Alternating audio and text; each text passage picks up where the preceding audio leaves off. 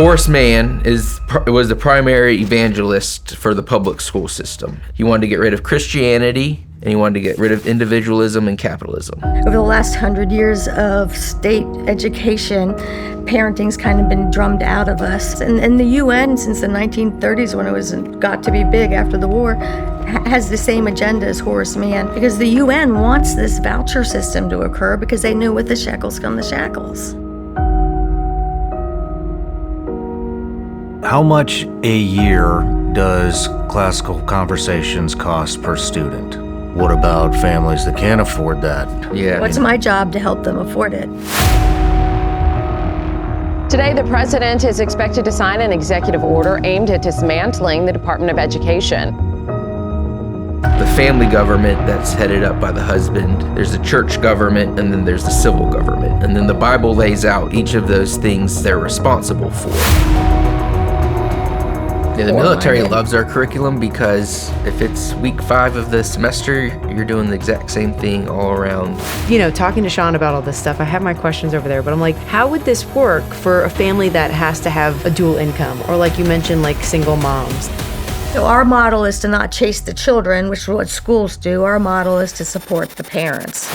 Our education was based on the same education system that initiated World War I. They had the same sexual revolution back then because they could see that that would affect the children and stuff.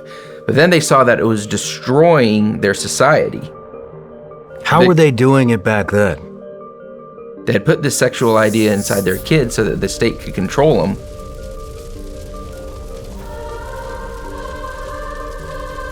But then when they realized that you wouldn't be able to keep your civilization going, so once these Marxist ideas get inside of our children's head, that wasn't going to be, worthwhile. The sexual stuff, is really perverted now, but it's nothing new. There's nothing new under the sun. And they've done this before in other countries, and it's gone terribly awry.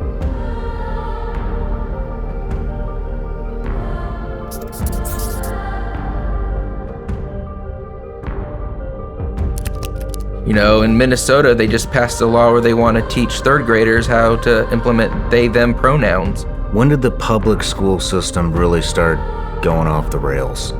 Which history do you want? I mean, these playbooks that they've used in the U.S. for the last 20 years isn't something that hasn't been tried before. In a few moments, I will sign an executive order to begin eliminating the Federal Department of Education once and for all. What homeschool education is a husband and wife have children, and while they work on their marriage and they build their business and they build their home and they serve their community and they build their government and they build their church, they do all that construction work with their children around their feet. That's home education. My husband and I have a difficult decision to make this fall as he is approaching preschool age, and we are faced with the decision of whether or not we are going to put our child in public school system where Fairfax County has decided to move forward with instituting gender studies in elementary school.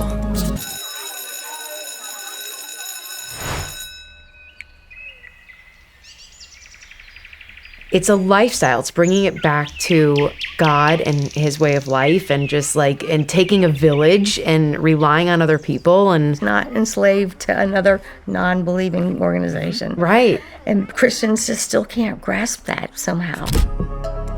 Before the 1920s, the United States had a proficient literacy rate of 90%. Now we have one of 9%. Only 9% of our population can do that now. But 90% used to do it when the only 3 resources they had in their home was the Bible, Shakespeare, and the local newspaper.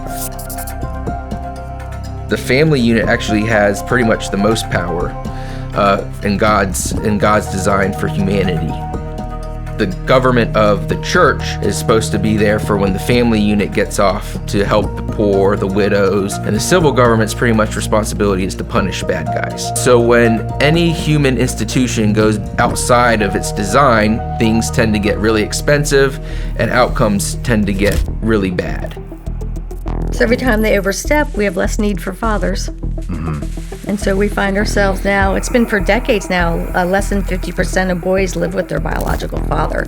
That's not since COVID or since DEI. It's been that way for a long time, really since the 80s. Teachers started home educating their kids because they were like working all day with these kids, and then they'd go home and they'd spend, because they're good parents, they'd spend 2 or 3 hours doing homework with them.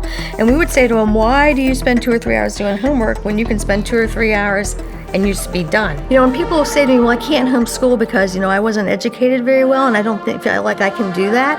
And so my response is, well, don't send your kid to the same system that's going to do that to them too. Do something different.